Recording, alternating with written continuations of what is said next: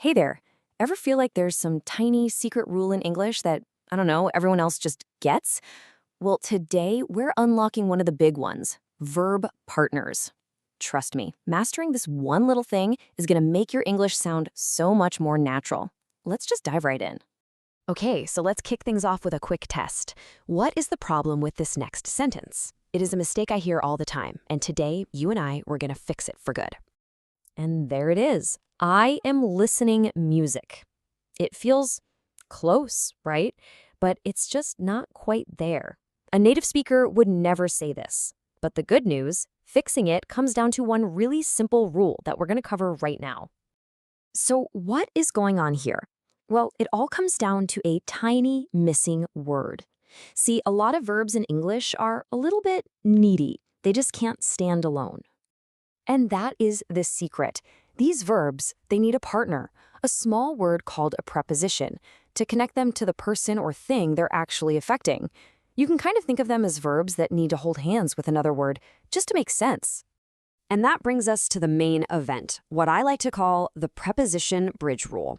Seriously, this one idea is going to clear up so much confusion for you.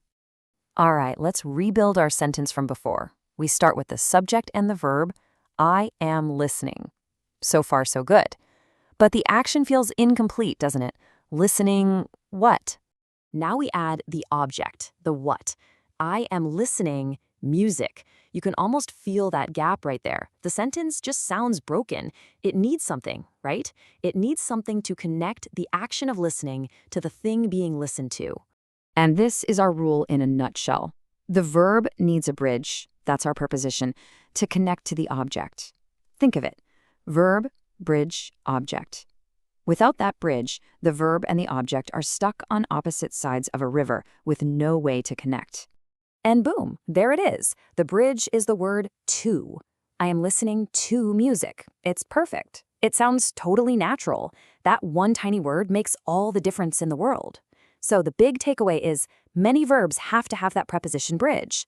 But, and this is a big but, not always. Okay, so here's where it gets really interesting. Sometimes this bridge we're talking about, it just completely disappears. Let's look at the big exception to the rule, which is honestly just as important to know. Here it is. No object equals no bridge. It's actually simple logic if you think about it. If you don't say what or who the verb is affecting, well, there's nowhere for the bridge to go. So you just don't need it. This chart makes it perfectly clear. Just look at the two columns. On the left, with an object like the radio, you absolutely need the bridge, listening to the radio. But now look at the right. If you just want someone to be quiet so you can hear, you say, shh, I am listening. No object, no bridge. It's the same for all the others. Let me pay for the dinner, but just let me pay. See that pattern? It's amazingly consistent once you see it. Okay, so now that you've got the two master rules down, let's meet some of the most common verb partners you're going to run into. We'll break them down into groups just to make them a little easier to remember. First up, we've got Group A. These are verbs that just love the partner to.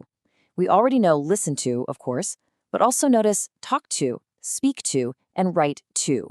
In all these sentences, the action is directed towards a person, so that to bridge just makes perfect sense, doesn't it?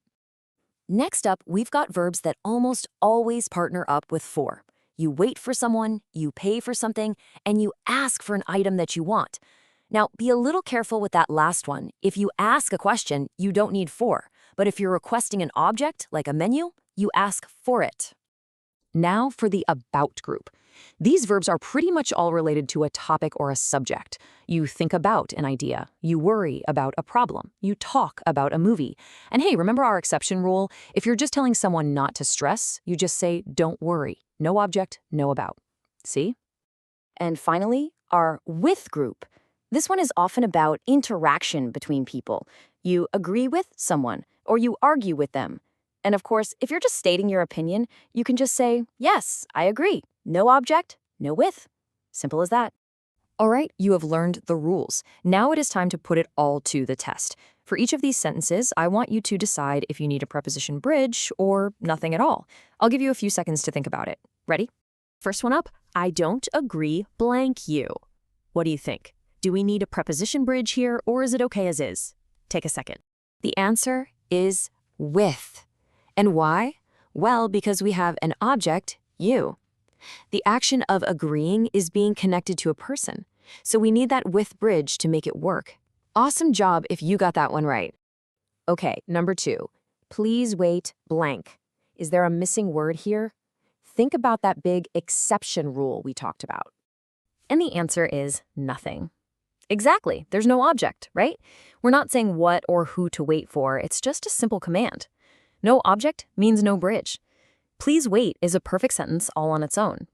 Okay, last one. Don't worry, blank the problem. What do you think? Is it bridge or no bridge? The answer is about. We have a really clear object here, the problem. So we need that bridge to connect the verb worry to the thing that's actually causing the worry. Don't worry about the problem.